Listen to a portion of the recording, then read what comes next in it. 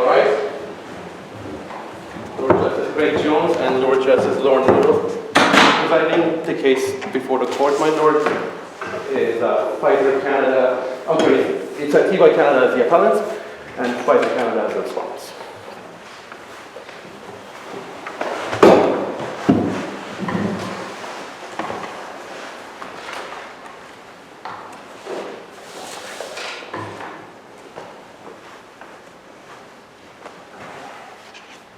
My lords, my name is Duncan, D-U-N-C-A-N-S. My co-counsel today is Wilson, W-I-L-S-O-N-B. Good morning, my lords. My name is Von Yu, V-O-N-E-U-W-G, and my co-counsel is Leung, L-E-U-N-G-O. We represent Pfizer Canada.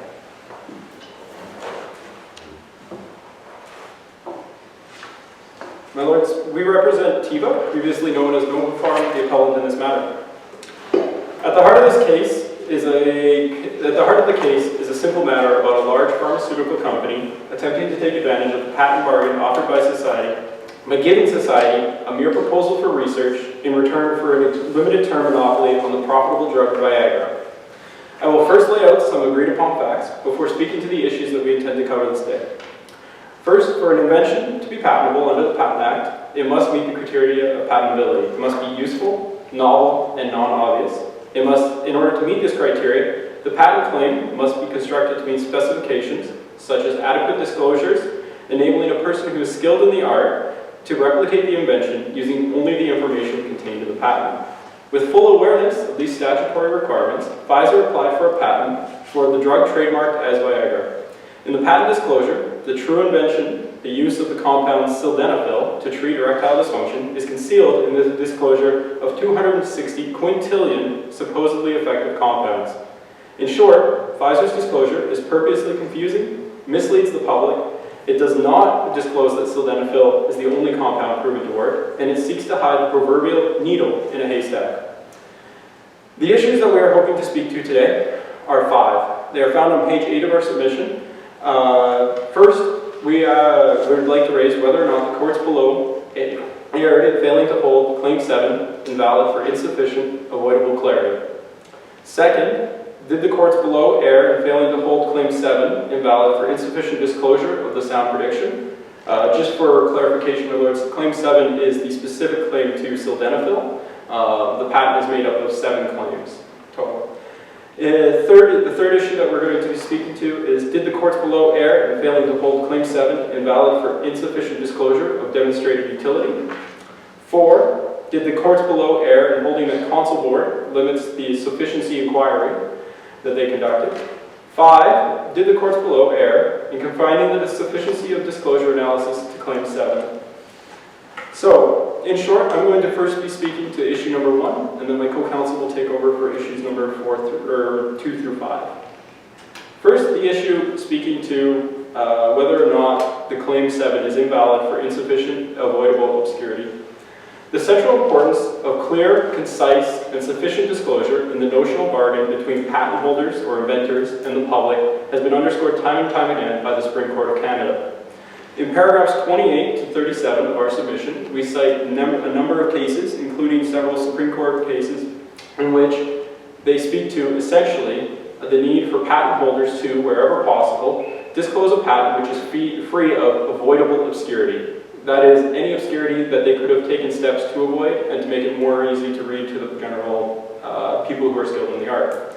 Pfizer made a choice by their own experts' disclosure to deliberately make their patent more obscure. In short, they sought to not avoid the obscurity as the case law demands. In addition, this has been found by the application judge, who cited that essentially their patent was intentionally created in order to attempt to obscure and create and require that someone have to conduct a mere research project, a minor research project, sorry, my lords, in order to figure out what the effective compound was in the patent.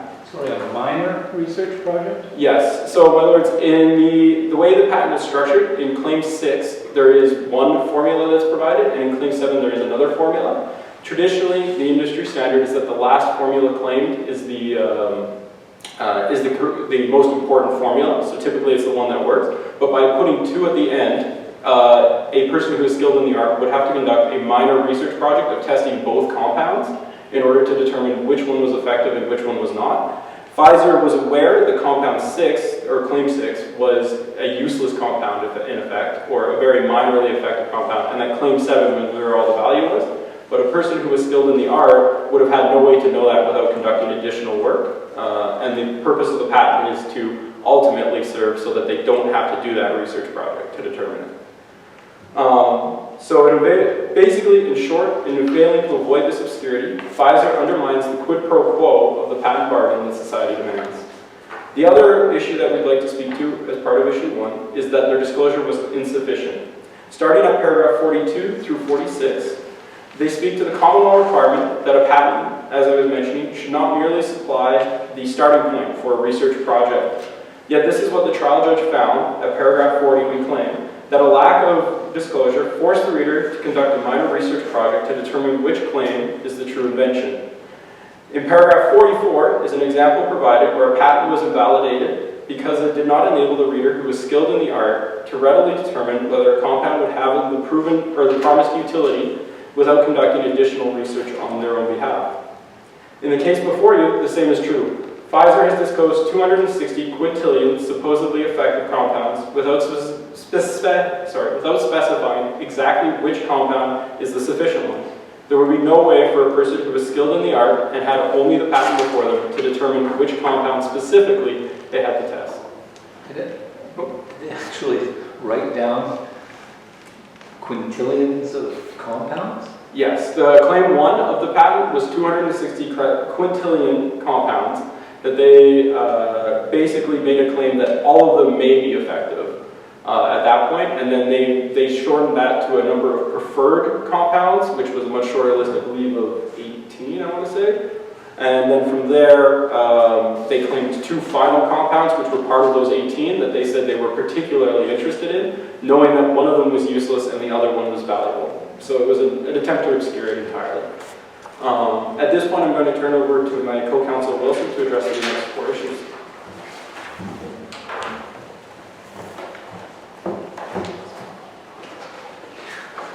So the next issue is that, excuse me, Claim 7 should be invalid for insufficient disclosure on sound prediction. So the doctrine of sound prediction lays out 3 things in the case AZT. So there must be a factual basis for the prediction.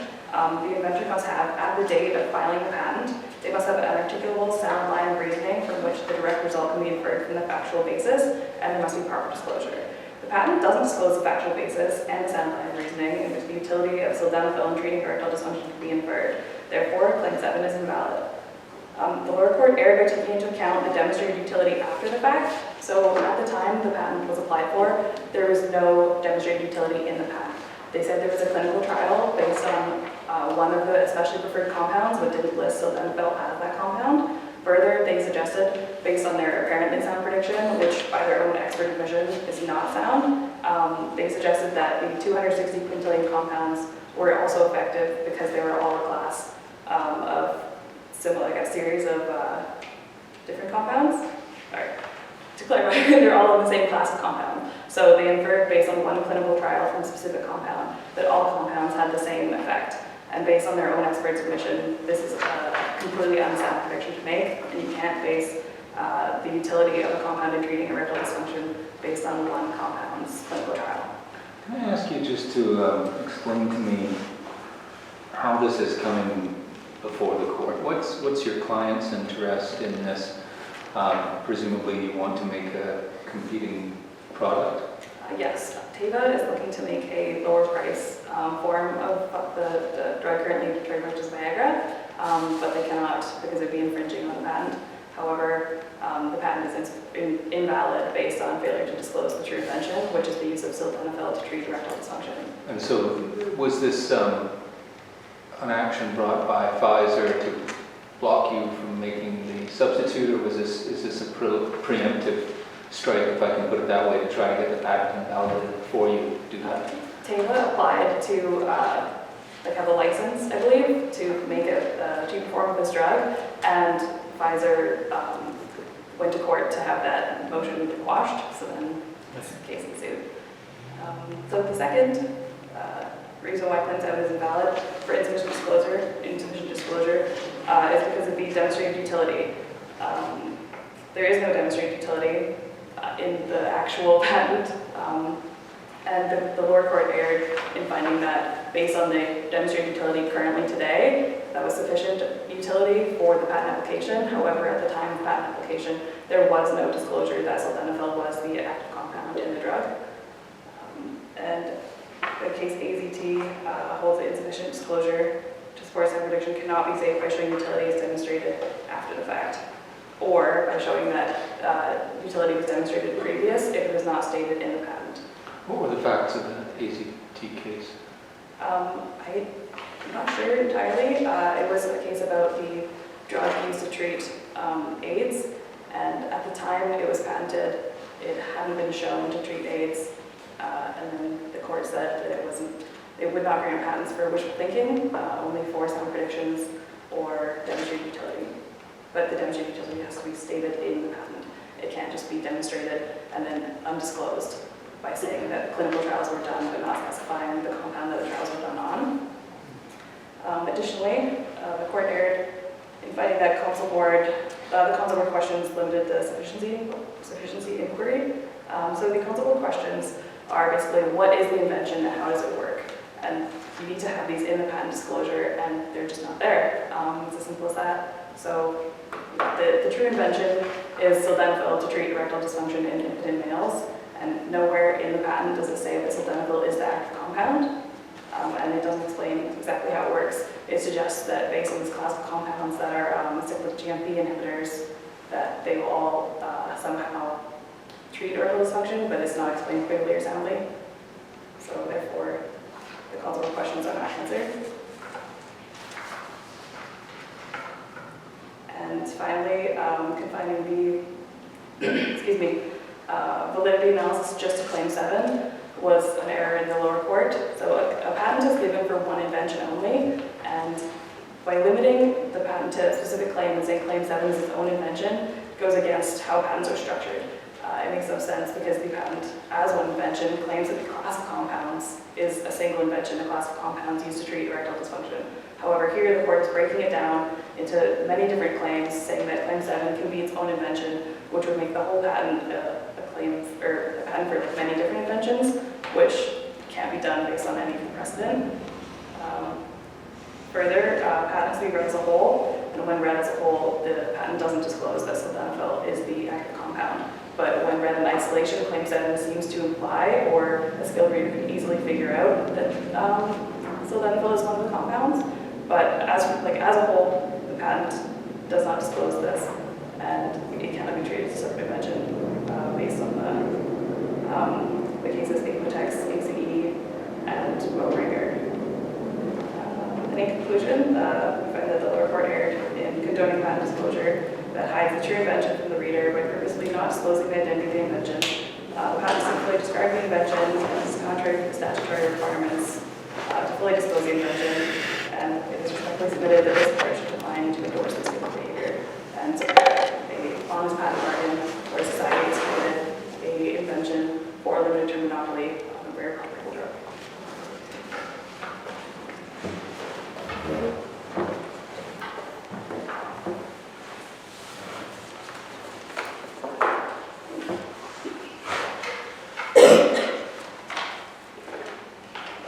Good morning, my lords.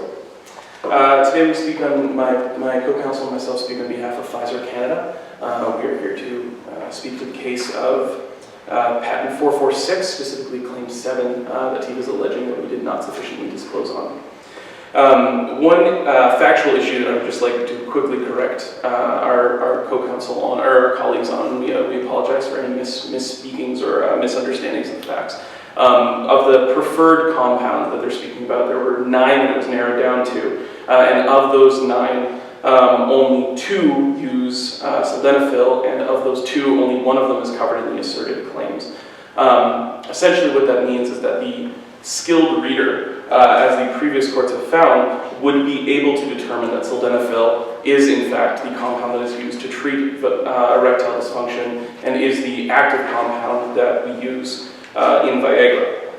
What do you say, counsel, to your friend's submission that your expert admitted or acknowledged at trial that the purpose of the filing had been to obscure the true identity of the effective compound? What would I say to that? Yes, what do you say to that? Yeah. I mean, essentially, we would submit that we were not intending to conceal anything. Merely, we were making a number of different patents simultaneously that all had the potential of treating erectile dysfunction. We did refer in our patent claim to a number of compounds that we believe were going to be particularly effective, the ones that we thought were preferred, if you will. And Claim 7 was the one that we found to be the most effective thus far. But do you agree with their characterization of the evidence, that that was the evidence before the trial judge, that the purpose had been to obscure? We do not agree that the purpose was to obscure, and we think the characterization is a mischaracterization. We were doing our due diligence insofar as the Patent Act, Section 23(7), which I'll be speaking about in a moment, talks to disclosure requirements and what you need to put into a patent. And I mean, essentially, what the case law states is that you need to put forward what is your invention, how does it work, and we believe that we fulfill those requirements. I appreciate that's your argument. I guess what I'm trying to wrap my head around is what is the evidence. You know, we're not going to be, except in extraordinary circumstances, revisiting any findings of fact. Your friends have said that the evidence at trial, setting aside your argument, was that this quintillion compound submission was admittedly, according to your expert, calculated to confuse, to obscure. Do you accept that that was the evidence at trial? I don't believe that that was necessarily the evidence, unless my co-counsel has something that I don't have. They're not your that my colleagues have. I believe my friends may have information that I did not, unfortunately, review. If that's how it's characterizing the evidence, then we must support that finding. Thank you. Carry on. Thank you. My lord, Pfizer is an innovative company that relies heavily on scientific research and advancing the art of pharmacology. Pfizer acknowledges that disclosure is a very important part of the patent bargain. Pfizer asks only that the bargain that was struck in 1994 be respected today. Teva is inviting this court to break the bargain by changing its terms many years after Pfizer has upheld its end of the bargain as required by the Patent Act. We believe there are two issues here today that need to be discussed. First, did the Court of Appeal err in finding that the asserted claims comply with the disclosure requirements in Section 27(3) of the Patent Act? And secondly, did the Court of Appeal err in finding that the invention described in the asserted claims complies with the requirement of utility in Section 2 of the Patent Act? I will be handling the issues two of the issues in relation to the first question, whether or not the Court of Appeal erred in finding that the asserted claims comply with the disclosure requirements in Section 27(3). My co-counsel will be dealing with the issues in relation to the invention described in the asserted claims complying with the requirement of utility in Section 2 of the Patent Act.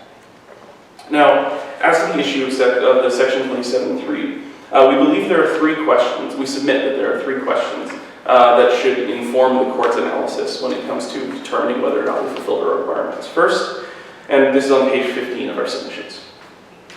First, did the Court of Appeal err by interpreting Section 27(3) in accordance with the test that this court sets out in Counsel Board, or, as Teva argues, is there a heightened requirement for disclosure? And secondly, did the Court of Appeal err in holding that the word specification in Section 27(3) includes both the disclosure and claims of the patent? My co-counsel will be dealing with the third question, which speaks to common law prohibitions, avoidable obscurity, suppression, or concealment and lack of good faith. And if they exist, do they apply to the complaints that Teva levels against our patent? Now, Section 27(3), in previous interpretations of Section 27(3), the court has held that the specification must do two things: define the nature of the invention and describe how it is put into operation. In Counsel Board, the court clarified what they meant and provided further guidance to the lower courts by stating that a specification must answer what is your invention and how does it work. Teva merely pays lip service to this test. They argue that the Council Board questions are merely the start of the inquiry, rather than the actual inquiry itself. The Council Board questions we submit do not need revisiting.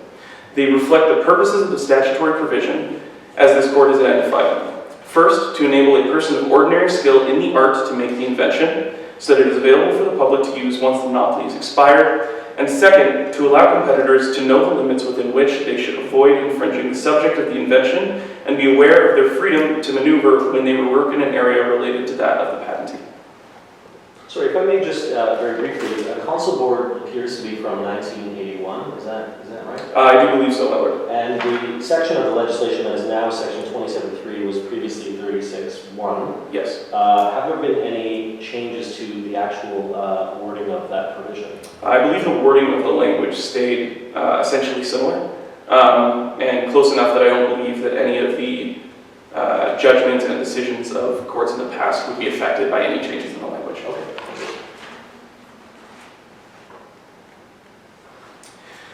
Now, Teva argues, and my colleagues argue, that there is a heightened disclosure requirement. We would submit that rather than there being a heightened disclosure requirement, the court has indicated in the past that it is appropriate to not be too astute or technical, and to approach the patent with a judicial anxiety to support a really useful invention. We do believe that sildenafil in the treatment of erectile dysfunction is a really useful invention under those definitions. As this court has repeated in the past as well, and this is a quote from Council Board, where the language of the specification upon reasonable view of it can be so read as to afford the inventor protection for that which he has actually in good faith invented, the court as a rule will endeavor to give effect to that construction. And once again, we submit that Pfizer Canada has fulfilled those obligations. There is also no basis in the policy behind the Act for any heightened disclosure agreement or requirements when a patent promises a particular result. A patent that discloses the invention and enables a skilled person to work it fulfills the purpose of the Act by coaxing new, useful, and non-obvious disclosures into the public domain. The second question I'll be answering today specifically speaks to the specification involving the written description in the claim. One of Teva's bones of contention with the patent is the issue that the written description in the claims together can potentially make up the patent, but they argue that the written description itself is not sufficient to actually disclose the patent, and therefore breach the disclosure requirements. We would put forward, that the plain wording of the Act indicates that the specification includes the claims. In fact, section 27.4 says expressly that the specification must end with a claim or claims. As a matter of statutory interpretation, the word specification in section 27.3 must be given the same meaning as in section 27.4. This court has also twice expressly rejected Teva's arguments in this regard. In mineral separation and in Council Board, the court has held that the specification includes both the disclosure, the descriptive portion of the patent application, as well as the claims, the technical portion of the patent application. Unless my lords have any further questions, I would like to turn it over to my co-counsel. Thank you.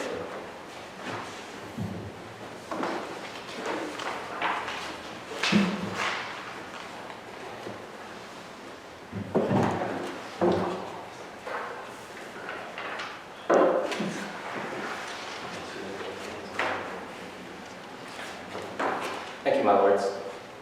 My lords, there are three issues that we will address today. The first is that there are no avoidable obscurity, and no suppression, and no concealment that would validate patent 446 to what Teva has purported.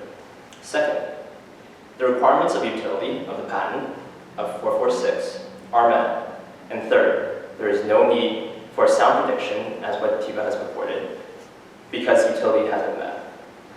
So first, Teva purports that patent 446 should be invalidated because avoidable obscurity, which claims that patent 446 is too ambiguous to be valid.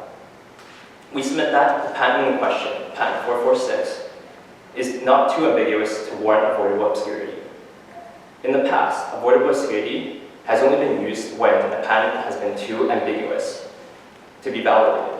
And examples of this is in mineral separation and in Vidal die cases in the Supreme Court. However, there is no suggestion that patent in question, or patent 446, is too ambiguous. Claim 7 of patent 446 explains the use of sildenafil to treat erectile dysfunction. In some cases, Claim 7 has even purported to say that this use of sildenafil should be used orally. Claim 7 describes only two compounds, sildenafil and another compound, that will individually treat erectile dysfunction. In this case, is not too ambiguous. Furthermore, both courts below found that Claim 7 to be unambiguous. The application judge found as a fact that Claim 7 sufficiently clearly describes sildenafil as a compound claim to treat ED. Both courts below found that deciphering the chemistry of patent 446 is a simple task, well within the knowledge of a skilled reader, as what obscurity has reported. Second, we submit that Teva suppression's argument that Pfizer suppressed the true intention is really a claim that Pfizer failed to adhere to the Patents Act's requirement to disclose the best mode in which Section 27, subsection 3c, to patents for machines. As you all know, the compound is not a machine. Therefore, Section 27.3c is not applicable to our patent 446, as compound sildenafil to treat ED is not a machine application for something of the invention. Third, the issue of concealment. This is regarding what you're asking my co-counsel, Greg. Teva's argument about concealment and lack of good faith is basically accusation of fraud. Teva purports that Pfizer withheld the identity of the test compound through artfully worded patent disclosure to conceal, and this concealment is intentional on Pfizer's account. Section 27.3 and Section 2 on patents were never intended to address the allegations of deliberate deception, and the following neither of those sections would suggest otherwise. Rather, it is Section 53 of the Patents Act that would be addressing the concealment issue. Section 53 states that if a specific and drawing contains more or less than is necessary for obtaining the end of which they purport to be made, and the omission or addition is willfully made for the purpose of misleading.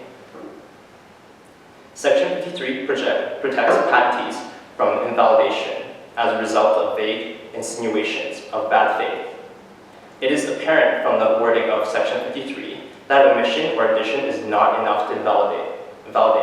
Rather, it is intention to mislead.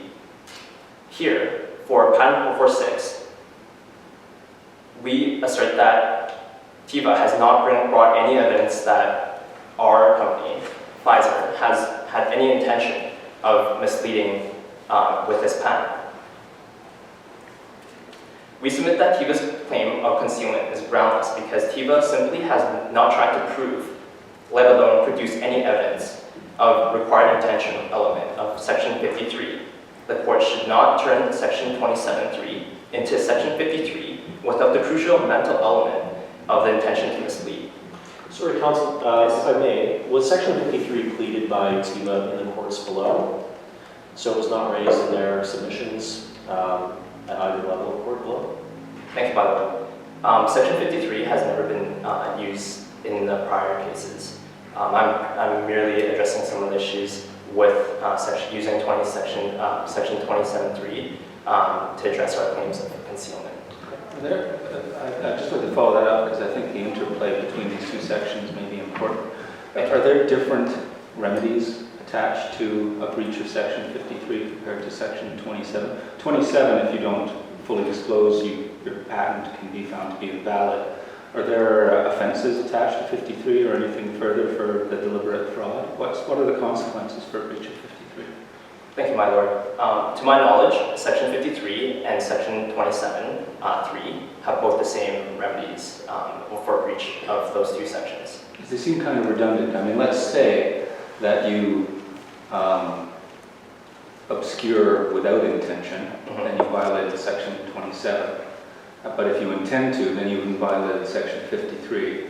So why is Section 53 even necessary? Do you see what I mean? Yes. What you're trying to say is that Section 53 and Section 27.3 are sufficiently similar that it would make the Patent Act, the two Patent Act sections redundant. Is that correct? Well, your argument seems to be that unless it rises to the level of deliberate fraud under Section 53, that Section 27 should be interpreted to essentially allow you to do whatever you want with respect to the obscurity of your patents, providing you do it accidentally. For sure. And that just, it doesn't sit well with me because it seems to make then 27 redundant. Mm-hmm. So I'm just I'm struggling to figure out the scheme of the act. For sure. Thank you, my lord. To address that point, Section 27.3 basically lays out the different sections of factual claims that could invalidate a patent. Section 53 basically tacks on the mental element to Section 27.3. So it basically defines further what intentional breach of a patent would be, or a disclosure of that utility. But are you saying then that you can abjectly fail in your obligations under 27 and face no consequences for that unless you reach the level of intention under 53? Is that your argument? For sure. To clarify, Section 53 is basically the mental element, and it is not hard, or it is Section 27.3 can still be breached by a patentee if they do not fulfill utility or disclosure of that specific patent. So if we don't, if Pfizer doesn't sufficiently prove that sildenafil treats erectile dysfunction and use specific evidence in studies to prove that, they would fail Section 27.3. Now, if another company would like to use the patent, they would actually have to prove both the intentional element and the factual element of 27.3 and the intentional element of 53 in order for the Patent Act to invalidate a claim.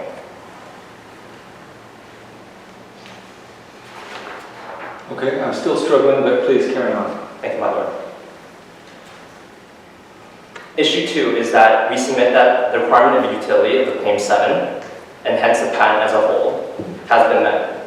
As a precursor, the utility requirement as explained in Section 2 and Section 27 of the Patent Act.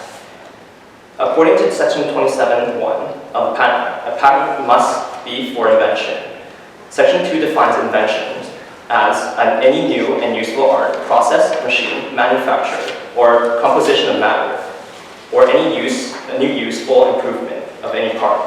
So the combination of Section 2 and Section 27 would validate that invention must meet two related requirements. The first requirement is actual utility, and B, the demonstrated or the predicted utility. As the case of Aprotex and Wellcome Foundation explains, the concept of demonstrated predicted utility, stating the utility is required for patentability in Section 2, must, as a priority date, either be demonstrated or be of sound prediction based on the information and expertise available. Therefore, the invention must have either demonstrated or be able to soundly predict the invention and the promised utility before filing application. Consequently, there is no need to resort to prediction when the utility of the invention has been demonstrated. You have 2 minutes, Counsel. Okay.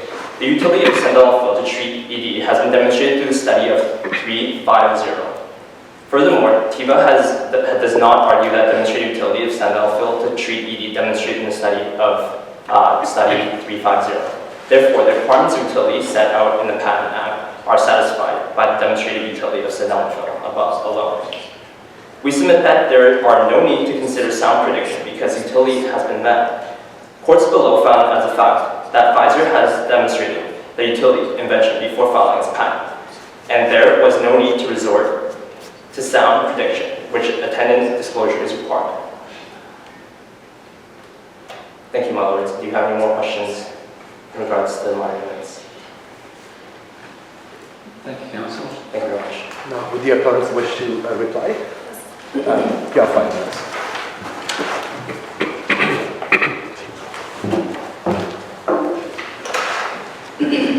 So to address some of the issues that my friends just brought up.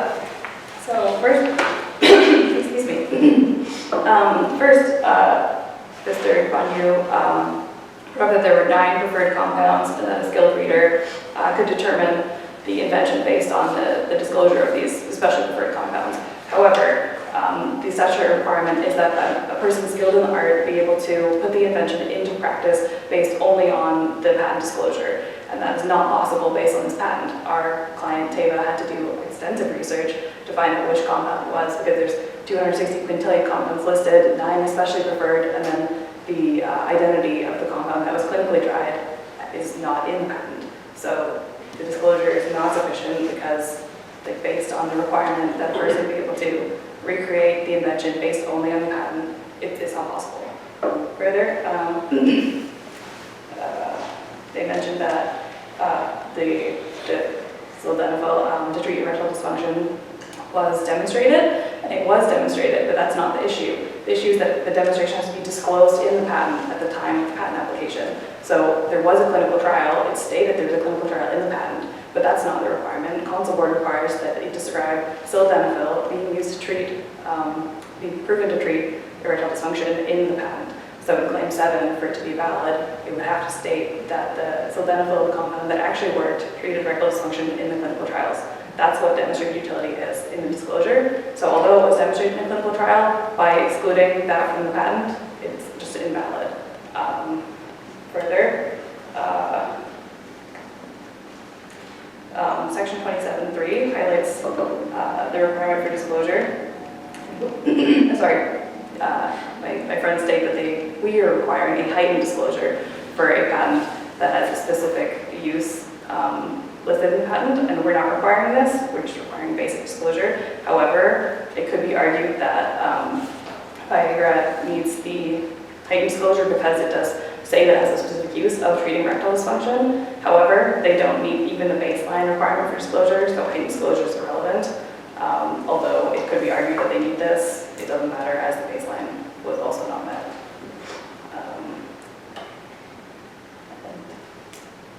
Yes, if you have no more questions, then.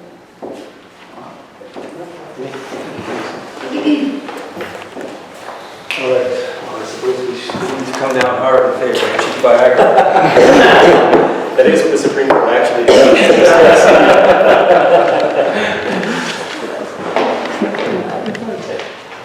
Well, did you want to give some feedback? A couple of general thoughts. One on introductions and second on reply, so they're sort of more specific to you guys. We can talk about individual styles, but keep in mind always that you may not know how hot a bench you're dealing with, how much the judges actually know. And it's always good to be prepared to begin by just sort of telling the story in sort of chronological order and setting it out and setting out what the dispute is. Because even if the judges say, we've read your factums, they may well not have. And, you know, you don't want to say, have you read the factum? Should I bother? You know, so just start into it. And if they say, you know, it's okay, we've read your factum, we understand what the issue is, get to this point or that point, then that's good. But in your case, the opportunity would be to say, look, you know, this is about Viagra. Pretty much everyone knows what it was. This is how the patent came about in 1992. The application was filed, et cetera, et cetera, et cetera. And then explain sort of your client's position, that your client determined that that it wanted to make available a less expensive alternative to Viagra, and Viagra challenged it, and that's sort of how this dispute came up. And then, as far as the general argumentation of the appellant's case goes, focus as much as you can on the 1 or 2 strongest points that you have, maybe 3. But your real burden is explaining to me why the judge or judges below went off the rails. Because until you confront that directly, I'm thinking, yeah, but, with everything you say. Because you made all these arguments below and a smart guy or girl found against you, right? So you know, it's good to say, well, you know, the errors in judgment are always identified, but you have to make it reasonable to me to say, you know, look, this is what the judge focused on. He preferred this line of jurisprudence over the other, and I'm going to show you why really you should prefer ours, or, the jurisprudence has changed since, whatever your central argument is, you really have to come to grips with that up front because it's bugging me. And no matter what the case, it's always going to be bugging the judge. When the appellant speaks, why should I disregard what my brother or sister judge said below? My points on reply, and your reply was good and proper in the sense that it directly addressed, you know, things that were taken. And a lot of people use it as an excuse to pound the table and make speeches and reiterate their whole case, and judges get very impatient with that. So it was good from that point of view. And you also directed some of your attention toward what was the exchanges here. The real opportunity, I thought, was to exploit what we said, what I said was troubling us, and that is this 2753 thing, right? If you can clarify that for me, you have the last word on that, and that's golden, because it might seem to you that my thoughts on this are kind of teetering on the interpretation, the interrelationship in those two sections. Other general observation just about the way the case was presented, and I appreciate that this isn't even a normal moot where you have months to prepare and all the rest of it. But the questions I think that we asked and the answers reiterate how crucially important it is that you know cold the facts of the case, that you have an instant sort of facility with them, and that you have read and understand and are conversant with the cases on which you're relying, because they will nail you with a question about that. Like, well, I understand that's the principle that arises from that case, but what are the facts? You know, how are they the same? How are they different? Again, I don't want to hold you guys to the standard of a month's trial preparation when you're appeal preparation when you're coming in here, but when you're doing this for real, those are the things that you have to be concerned with. Points of style, I thought, Greg, your presentation was very relaxed and conversational.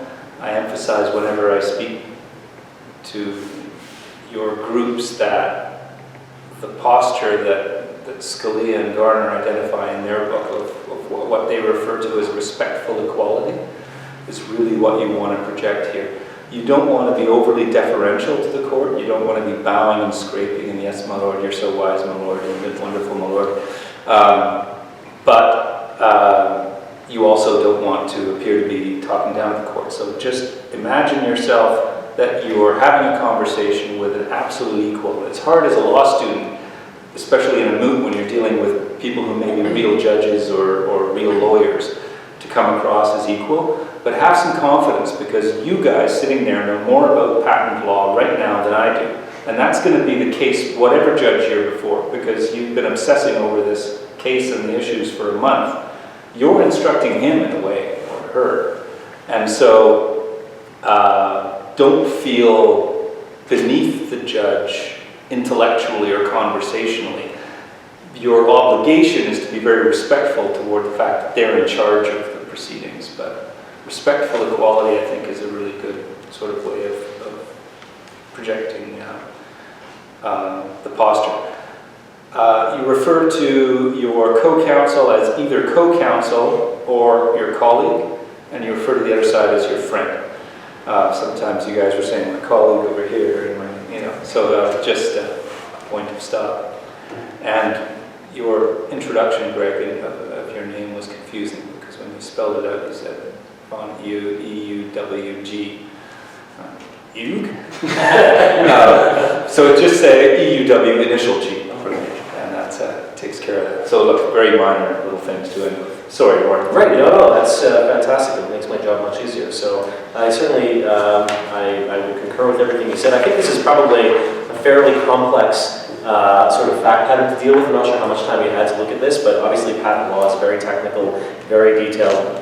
Often lawyers are also patent agents in this area, so they have some scientific training, so these cases are very, very complex. So well done for even being able to wrap your head around sort of the main issues here. I agree with everything Professor Jones here has said. I think one thing I'd just say in terms of style that I heard, somebody referred to, we find that the lower court, you don't find anything with respect to a judgment of a court. You may make a submission or an argument in relation to that, but you don't find that's the job of the judge to make those decisions. Can I just jump in on that Yeah. point? Because, and this is something we see all the time, you guys certainly weren't the worst offenders, but I always encourage people to go through their written and their oral submissions, and every time you say, I submit, I argue, it is our position that just try striking that through and just start at the next word and see if it isn't a more forceful presentation.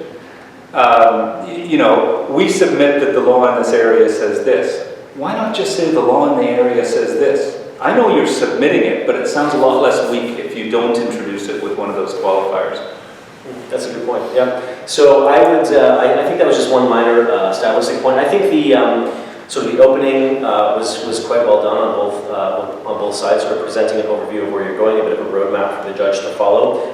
It's great to refer to your submissions and your written submissions as well, your factum here, so that we can follow along if we have a copy. It's nice to sort of have, okay, there's 3 issues I'm going to be speaking to, and then my co-counsel will be addressing, you know, these other 2 issues. That's very helpful.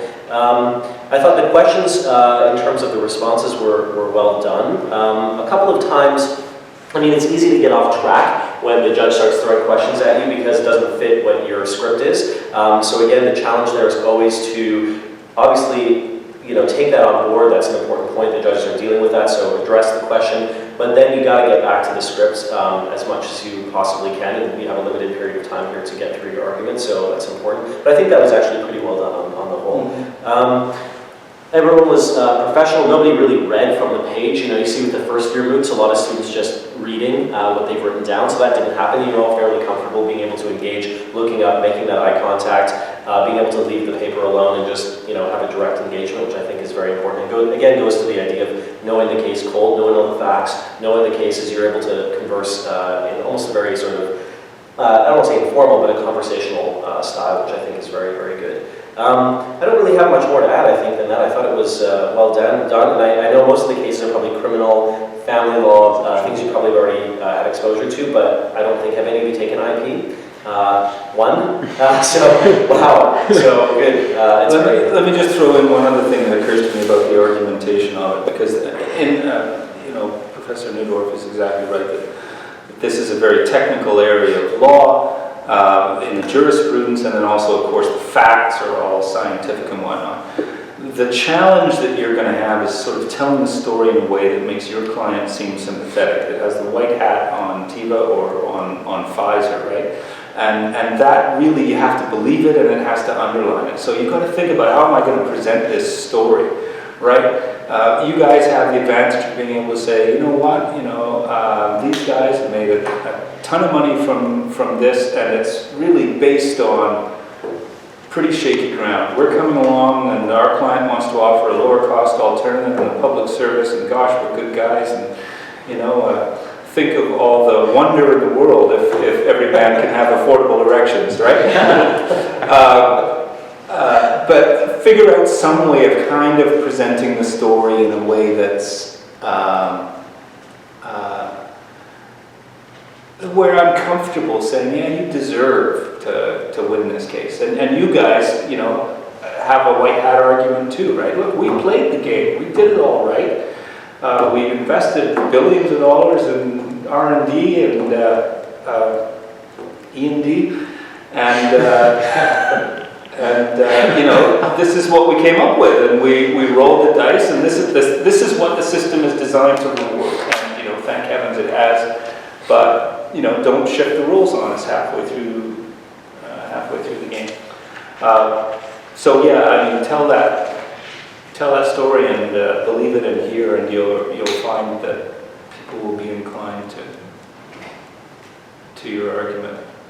And particularly challenging in this kind of case when it's complicated law and complicated facts. Are we allowed to ask things? Sure, yeah. Okay. So, I mean, I think both sides do have a pretty good white hat argument, as you put it. So would you, if we were in a case like this in the future, would you recommend first counsel, if we've only got you in the 20 minutes or whatever, first counsel spends the majority of the time painting that picture and making that white hat story real and believable to the judges, and then your co-counsel deals with the substantive arguments? Because I mean, I thought it needs to be sort of formalistic like that. I think the reality is when you're presenting, as Professor Jones said, sort of getting the court up to speed on the facts in the case, you can make that a little bit more human in a way. But this case is really about this issue, and you don't have to get so technical. The technicalities will come out during the course of the argumentation. The judge may ask a specific question. You got to be ready with that. But I think you can kind of make it a human story or give that narrative quite quickly. I think at the beginning. I don't think it takes one full sort of period of a submission to do that. I think that might be a bit formal. It's really the way you present it more than the length of, how much time you devote to it. I mean, be careful not to be too strident about it. These bandits come in here. You know what I mean? I mean, just be sort of gentle and say, we play by the rules, and we're entitled to our reward. But you'll find that if you develop the argument in that way, then it's going to underlie the more technical submissions that you go later on. You can keep referring back to that bargain, for instance, and you guys were doing it effectively as well, saying this isn't the bargain, right? Okay. One question I have for you is, when you read these factums, obviously prepared by big law firms going to the Supreme Court of Canada, do you find it surprising to sort of see how these were drafted or the style that was used? Sometimes you'll see it's very, I don't want to say informal, but you see these kind of memorable statements in some of these factums where I think they're really trying to draw the judge in and make an impression. And I saw that, I think one of my old firm actually drafted this one here, Osler, and there's a few statements in there really, they're almost using quite informal language, and I think it's kind of funny. They almost put like a play on words or have a bit of a jokey style, but obviously it has to be done very tastefully, but it's kind of interesting. What did you guys think of reading something like this? I mean, this is something that someday you may have to draft, right, in respect to the case. What were your impressions? I'm just curious. It's a lot better than I did last year. But I mean, honestly, I was actually mostly surprised at how easy it was to read. I mean, aside from like once it got into the science, but yeah, it was a lot less like legalese and a lot more just like essentially written argument that as I'm reading through it, and I'm like, okay, I can follow this close enough to at least get the gist of what I'm supposed to be saying and what the argument is. And I don't know, they started, or the people who represented Teva started with a quote at the start of theirs. Is that normal? Or normal, yeah. It's not normal, but you can trip over when you're doing that. Okay. I'll give you an example. When in one of the first terrorism cases that went up to the Supreme Court of Canada, where the Canadian government, the Harper government, I suppose, might have been the Chrétien government at that time. Anyway, they started their factum with a quote, and the quote was, "We're not interested in negotiating with you, we're interested in killing you." And it was attributed to a Al-Qaeda operative. And well, the other side ran away and tracked down this quote. It turned out to be completely fucking spurious. Originating in Australia somewhere. Someone, I mean, they did thorough research. Someone has made it up. They slap it in an affidavit, they get it before the court, and suddenly you're Canada trying to explain to the court why you should be allowed to have secret trials with evidence of only your device when you're putting complete bullshit on the first page of your factum. So, I mean, that's just an example of you can be too clever in these things. Other departures, though, the factum of Canada in the tobacco advertising case actually included photographs of the advertising from the evidence. Never seen that done before. Extremely effective. Extremely effective. So, I mean, there's no real, once you're in the Supreme Court of Canada, right, I mean, everything's out the window. You don't have to be too technical about the legal arguments because they've got an army of clerks that are going to run off and chase all this shit down. They're going to have stacks of memos of law. You have to have what psychologists would call an available argument. In other words, something that enters the mind easily and is persuasive. And I think that's what you see the real experts in Supreme Court argument doing. And in the Supreme Court, it's even better because they're not even bound by precedents, right? And kudos to them a lot. I think this is actually very valuable for you guys to be looking at this sort of stuff because, I mean, law school tends to be, I mean, as you would probably agree, we sit and talk about the law, maybe a little more abstract, and students aren't really drafting and they're not seeing sort of real submissions. And I think this actually is a really valuable exercise just for students to read real submissions in respect of a case. And this is the gold standard. I mean, this is what you would try in your career to ultimately achieve as the best examples of writing. So I think you can learn a lot just from sort of reading these. You know, look back to your first year memos and compare sort of how, you know, what you did compared to what you see here, right? I think that's very valuable in and itself, so. Okay. All right, well, thank you to you guys. Yeah, thank you. All right, thanks for having us again.